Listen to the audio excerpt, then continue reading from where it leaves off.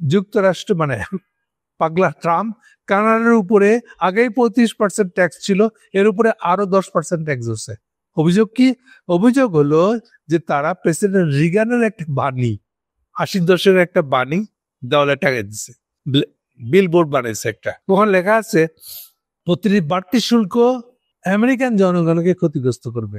কেন এরকম কথা লেখা ছিল? যেটা ঠিক উল্টা কিন্তু ট্রাম্পের এখনকার বক্তব্যের উল্টা ছিল। এই জন্যই 80 সাল থেকে আমেরিকানরা এই গ্লোবাল বাণিজ্য ব্যাপকভাবে পরিচালনার জন্য সিদ্ধান্ত নেয়। অর্থাৎ এটা ছাড়া ক্যাপিটালিজমকে সার্ভাইভ করানো, টিকানো সম্ভব না। এখন এর সূত্রটা কি সেটা খেলে আমি আপনাদেরকে বলে দেবো, বাকিটা আপনারা নিজেরা ব্যাখ্যা করতে পারবেন। গ্লোবাল বাণিজ্য মানুষটা কি? বাণিজ্য মানে বুঝতে পারছেন আন্তঃরাষ্ট্রীয় বাণিজ্য, যে কোনো দুটো রাষ্ট্র পরস্পর সাথে বাণিজ্য করবে। এটা হলো ঠিক উল্টা অফ ন্যাশনালিজম। ন্যাশনালিজম মনে করা হতো আমি যা ভোগ করি তার সবই আমার দেশে বানানো হইতে হবে, নিজেই খাবো নিজেই পরবো টাইপের একটা। এই ধারণাটা ভুল। কেন ভুল? যেমন ধরেন বাংলাদেশের সস্তায় শ্রম আছে, আর সে পোশাক বানিয়ে দিতে পারে সস্তায়, সবচেয়ে সস্তায়। আমি যদি দুনিয়ার সবচেয়ে সস্তায় পোশাক বানাইতে পারি, তাহলে বাকি দুনিয়ার লোক যদি খালি পোশাক আমার কাছ থেকে কিনে নিয়ে যায়, তার দেশে বানানো না, কারণ তার দেশে বানাইতে গেলে দাম বেশি পড়ে। হচ্ছে বাংলাদেশ থেকে কিনে আনলে সবচেয়ে সস্তা পড়ে।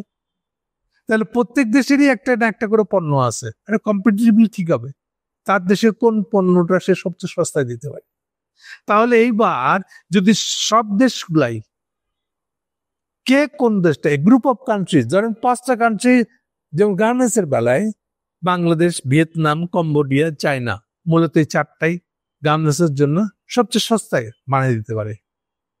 তাহলে এই ধরনের গ্রুপ থাকবে এক একটা পণ্যের বেলায়, পুরা দুনিয়াকে ওদের কাছ থেকে কিনবে এই পণ্যটা। এইভাবে প্রত্যেক দেশেরই একটা না একটা পণ্য থাকবে যেটা সস্তা বানাতে পারবে। তাহলে এইবার আন্তঃরাষ্ট্রীয় বাণিজ্যের যদি একটা ব্যাপক বাধাহীন শুরু করে দেয়, তাহলে কি হলো? ওই সস্তায় কম পয়সায় বানিয়ে দেওয়ার সুযোগটা সবাই ব্যবহার করতে পারবে।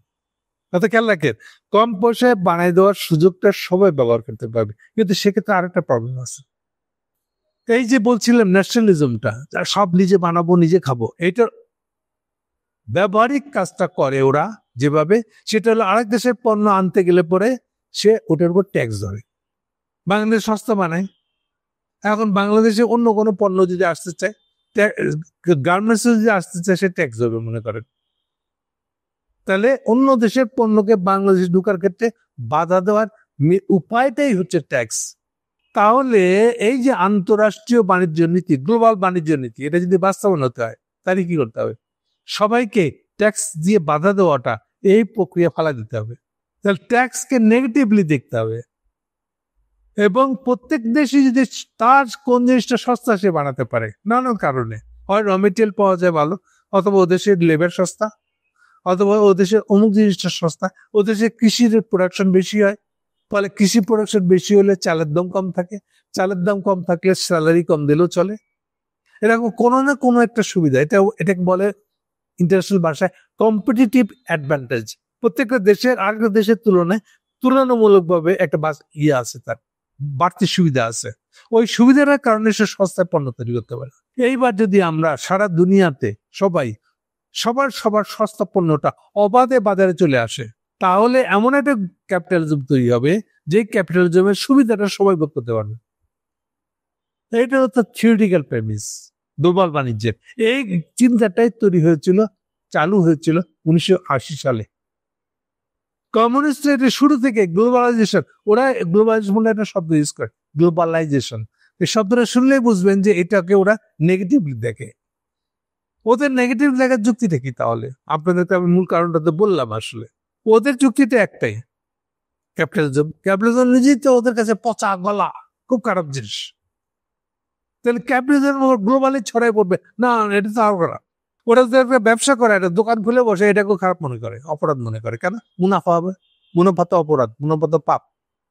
কমিউনিস্টের চোখে মুনাফা করা পাপ, দোকানদারি করা পাপ। যেহেতু অন্যের কাছ থেকে আপনি প্রফিট নিবেন, প্রফিট তো খুব খারাপ জিনিস। ফলে ওদের চোখে এই জন্য গ্লোবাল বাণিজ্য আরো বড় পাপ। ফলে কমিউনিস্টদের কথা শুনে দুনিয়া চলে না। 80 সাল থেকে এইটাই শুরু হয়েছিল গ্লোবাল বাণিজ্য। ফলে কম্পিটিশনটা হয়েছিল কে কত সস্তায় বাজারে পণ্যটা আনতে পারে এবং গ্লোবাল মার্কেট ধরতে পারে। এইটারই আমাদের ভাগে পড়েছিল গার্মেন্টসটা। কারণ পশ্চিমের দেশগুলোতে যদি ওই যে বলেছি মিনিমাম ওয়েজ ঠিক করে দিতে হয়, একালের না, কিন্তু সেকালের না, সেকেন্ড ওয়ার্ল্ডের আগেরও না, ইমিডিয়েট পরেরও না। সেই সময়গুলোতে মিনিমাম ওয়েজ বলে কোনো ধারণা, মিনিমাম বুঝছে নিশ্চয় ন্যূনতম মূল্য, ন্যূনতম বেতন। কোন কর্মচারীকে এই ডলারের নিচে বেতন দেওয়া যাবে না। বাংলাদেশে একটা ন্যূনতম ওয়েজ আছে, মিনিমাম ওয়েজ আছে। কোনো কারখানায় কোনো শ্রমিককে ওর নিচে বেতন দিতে পারবেন না। তো প্রত্যেক রাষ্ট্রই দেখেছে যে দুদিন পরে পরে এক একটা কারখানার ধর্মঘট হচ্ছে, ট্রেড ইউনিয়ন ধর্মঘট, বেতন বাড়ানো নিয়ে। এই ক্যাচাল থেকে মুক্ত হওয়ার একটাই উপায় যে আমরা একটা মিনিমাম ওয়েজ ঠিক করে দিব। আর এই মিনিমাম ওয়েজটা ঠিক করার জন্য রীতিমতন একটা বোর্ড আছে, রীতিমতো টেকনিক্যাল লোক আছে, রীতিমতন শ্রমিকের প্রতিনিধি আছে, ট্রেড ইউনিয়নের প্রতিনিধি। তারা ওখানে বসে ওইটা ঠিক করে যে মিনিমাম ওয়েজ কত হবে, কিভাবে, যেমন, এবং ওটা পরিষ্কার ভাগ করা আছে। একটা মানুষের বছরে কয়টা শার্ট লাগে, ফ্যামিলির কত, গার্মেন্টসের বাজেট কত, 4টা শার্ট লাগে ধরেন বছরে, 2টা শার্ট লাগে, কিছু একটা ধরে নিতে হয়েছে, তাহলে ওই শার্টের দাম কত, ওটার সাথে সম্পর্কিত হবে তাহলে বেতন কত হবে, মিনিমাম ওয়েজ কত হবে, খাইতে কয় টাকা লাগে, বাসা ভাড়া কত, এরকম প্রত্যেকটাকে আলাদা আলাদা করে খাত ধরে ধরে বলা আছে। এরপর টোটাল যোগ করে বলা হয় মিনিমাম ওয়েজ। এটা এই মিনিমাম ওয়েজ দিয়ে ট্রেড ইউনিয়নের ঝগড়া, দুদিন পরে পরে ধর্মঘট, এটা কমানোর চেষ্টা করা হয়েছিল। এটা ওয়েস্টের নতুন ট্রেন্ড, এটা আমাদের এখানে আসছে। ফলে আমাদের এখানে মিনিমাম ওয়েজ ওয়েস্টের তুলনায় কম। ফলে এই সুবিধাটা খাওয়ার জন্য ওরা করলো কি, ওদের এই গার্মেন্টস তৈরি করার জিনিসটা বাদ দিয়ে দিল, দিয়ে আমাদের দিক থেকে কেনা শুরু করলো। এটা তো সস্তা, কারণ এখান থেকে নিয়ে গেলে পরে ওদের দেশের যে মিনিমাম ওয়েজ সেটাকে কম রাখতে পারবে, ওদের দেশের মিনিমাম ওয়েজ সেটা কম রাখতে পারবে, তাহলে ওদের দেশের প্রোডাক্টটাও আবার বাজারে কম্পিটিটিভ হবে। এই হচ্ছে হোল জিনিসের সূত্রটা। এখন ট্রাম্প এসে বলতেছে আমার নিজেরই দেশে চালু করা সমস্ত সূত্র আমি মানব না। অ্যাকচুয়ালি এক কথায় ধরে নিতে পারেন, সেকেন্ড ওয়ার্ল্ডের নেতা ছিল আমেরিকান প্রেসিডেন্ট রুজভেল্ট, 4বারের প্রেসিডেন্ট কন্টিনিউয়াস। সে মূলত রুজভেল্টের আমল থেকে ওদের দেশের প্রেসিডেন্ট গুলো যা কিছু নিয়ম সিস্টেম দুনিয়াতে চালু করেছিল, ইমেজ জাতিসংঘ বানানো পর্যন্ত, এই সব কিছুকে সে ভায়োলেট করতে চায়, ত্যাগ করতে চায়। তার আর্গুমেন্ট হচ্ছে, ভাই এগুলা গ্লোবাল নেতা হওয়ার জন্য আমাদের পুরান প্রেসিডেন্টরা করে গেছিল, এখন আর পারবো না, আমার গ্লোবাল নেতা হওয়ার দরকার নাই। তাই কি করব, আমি যে গ্লোবাল নেতা হওয়ার দরকার নাই বলে আমি কি বলছি, আসলে গ্লোবাল নেতা হলে পরে দুনিয়া অমুক জায়গায় দুর্ভিক্ষ লাগছে, আমাকে $100 মিলিয়ন দিতে হবে গম কেনার জন্য, WFP কে চাঁদা দিব, WFP UN এর WFP ওয়ার্ল্ড ফুড প্রোগ্রাম গম নিয়ে গিয়ে ওখানে বিতরণ করবে মাংনা। যেহেতু আপনি দুনিয়ার নেতা, ফলে টাকাটা আপনাকে দিতে হবে। এই ছিল, এভাবে দুনিয়াটা গড়ে উঠছে, এভাবে UN গড়ে উঠছে। এখন সে বলতেছে না আমি কেন চাঁদা দিব, আমি উল্টা US এইডের ফান্ড বন্ধ করে দেবো। ইভেন এই যে রোহিঙ্গা পালার খরচ 400 মিলিয়ন দিত সে, এবার দিছে মাত্র 80 মিলিয়ন, তাও বহু ছেঁচারামি করে, বহু ধরনের দেন দরবার করার পরে এটা করছে। আর উল্টা বাংলাদেশকে এখন ওয়ার্ল্ড ব্যাংকের কাছ থেকে টাকা ধার করে রোহিঙ্গাদের ক্ষয় দিচ্ছে। তাহলে পুরোনো দিনে যা কিছু সিস্টেম ছিল, এই যে একটা বললাম যে আমেরিকানরা গ্লোবাল লিডার ছিল, ফলে বহু ধরনের দায় দায়িত্ব নিতে হতো, WFP চাঁদার একটা বড় অংশ আমেরিকাকে দিতে হতো। প্লাস এই যে বললাম তখনকার দিনের নীতি হলো যে ট্যাক্স কমিয়ে দেওয়া, কারণ ট্যাক্স না কমিয়ে দিলে গ্লোবাল বাণিজ্যটা চালু হইতে পারবে না। আর ঠিক এইটাই শুরু করছে। ফলে কানাডা করছে কি, ওই পুরান দিনের বাণীটা নিয়ে যে দেওয়ালের টাঙ্গায় শহরে পুরাবর্তী করে আসছে, পাবলিক খেপে গেছে, ওটার পক্ষে চলে গেছে। আর সেটা দেখি ট্রাম্প খেপে যে সে এবার উল্টা ওটার উপর আরো 10% ট্যাক্স আরোপ করছে। তাহলে এই হলো ভিতরের কাহিনীটা। তাহলে এখন থেকে ট্রাম্পকে বুঝবেন কোন জায়গা থেকে, যে আমেরিকারই তৈরি করা নিয়মটা যে ট্যাক্স কম ধরতে হবে, ট্যাক্স কম ধরলে তার সুবিধা, এই নীতিটা সে আর মানতে রাজি না। অর্থাৎ ট্রাম্প সবার আগে মূলত ঘোষণা করে দিয়েছে যে আমি আর গ্লোবাল লিডার থাকছি না, আমার গ্লোবাল লিডার থাকা শখ মিটে গেছে।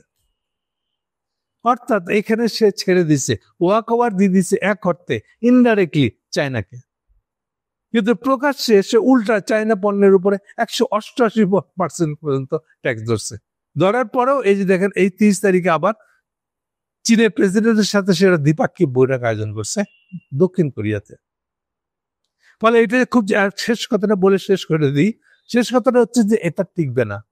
ট্রাম্পের নীতি কি চলবে? চলবে না। কেন? এইটা আমেরিকান খোদ জনগণের জন্য খারাপ পাবা, আম জনগণের, গরিব জনগণের জন্য। কেন? কারণ এর ট্যাক্স ধরা মানে কি হয় আসলে? সরকারকে তো কোনো ট্যাক্স দিতে হয় না, বাইরে থেকে আমদানি করা পণ্যের উপর ট্যাক্স ধরে, অর্থাৎ এই পণ্যগুলা দেশের গরিব মানুষ যেটা ভোগ করে কিনে তাদেরকে কেনার সময় ওই ট্যাক্সের টাকাটা দিতে হয়, পরিশোধ করে দিতে হয়। তো যত ট্যাক্স ধরতে 188% ট্যাক্স ধরলে পরে 188% মূল্য বেড়ে যাবে একটা ফ্রিজের। একটা চাইনিজ ফ্রিজ কিনতে গেলে তার মূল্য বেড়ে যাবে এরকম। তাহলে সেই পয়সাটা তো দিতে হবে গরিব মানুষকে, আর আমেরিকান গরিব মানুষকে। এই জন্য গরিব মানুষের কাছে ট্রাম্প হয়ে যাবে আনপপুলার, হয়ে যাচ্ছে অলরেডি আমেরিকানদের সব শহরে একসাথে মিছিল বেড়েছে গত সপ্তাহে। এই জিনিসটা বাড়তে থাকবে কতদিন পর্যন্ত সেটাও বলে দিই। ট্রাম্পের 1 বছর এখন হয় নাই, 1 বছর হবে 20শে জানুয়ারি আগামী বছরের। আর আগামী বছরের শেষের দিকে এক্সাক্ট 3রা নভেম্বর আমেরিকার মিড টার্ম ইলেকশন। জানেন আপনারা যে আমেরিকাতে 4 বছরের প্রেসিডেন্ট থাকে, তার 2 বছর হয়ে গেলে পরেই একটা নির্বাচন হয়, এবং ওই নির্বাচনে প্রেসিডেন্ট যদি খারাপ করে, প্রেসিডেন্টের উপর যদি ক্ষোভ থাকে, তাহলে কি করে এটা পাবলিক করে কি প্রেসিডেন্টের অপোজিট পার্টি যারা, যেমন সে হলো রিপাবলিকান, ফলে ডেমোক্র্যাটদেরকে সে ভোট দিয়ে দিবে। ডেমোক্র্যাটদেরকে ভোট দিলে পরে কথা খেয়াল রাখে, এটা কিন্তু প্রেসিডেন্ট ইলেকশন না, এটা হলো সিনেট আর কংগ্রেসের ইলেকশন। কংগ্রেসের ইলেকশনে 2 বছর পর পর পুরাটাই 436 জনের পুরাটাই ইলেকশন হবে আরেকবার, আর সিনেটের 1/3 সিটের ইলেকশন হবে। সো এই দুইটা ইলেকশন হলে দুটাতে যখন চেঞ্জ হয়ে যাবে, দেখা যাবে যে সরকার দলের পার্টিটা সংসদে ছোট হয়ে গেছে। সংসদে ছোট হয়ে যাওয়ার মানে হলো এবার বিল পাস করার সময় প্রেসিডেন্ট স্বাধীন, কিন্তু সব ক্ষমতা সিদ্ধান্ত নিতে পারে, কিন্তু অর্থ বিলের অনুমোদনটা ওই 2 সংসদ থেকে নিয়ে আসতে হয়, বলে অর্থ বিলের অনুমোদন পাবে না সে, এবং ততই সে চাপে পড়বে। তাহলে ট্রাম্প আগামী বছরের 20শে জানুয়ারির পর থেকে এই নীতি কিছুটা কিছুটা করে কমাতে বাধ্য হবে। কতটা কমায় আমরা বলতে পারছি না, বাট এটা শিওর থাকেন 26 সালে আগামী বছরের নভেম্বরের সময় হারবেন, ওনার পার্টি হারবেন। হারার পরে আরো বেশি করে চাপের সম্মুখীন হবেন, তখন হয়তো এই ট্যাক্স বাড়ানোটা একটু পাগলামোটা একটু কমাবেন হয়তো, যে ততদিনে সব শেষ, কিন্তু টোটাল 4 বছর উনি ক্ষমতায় থাকবেন, এবং 4 বছর এই সাফারেন্সটা উনি দেবেন সবাইকে। এ হচ্ছে সার কথা। Thank you.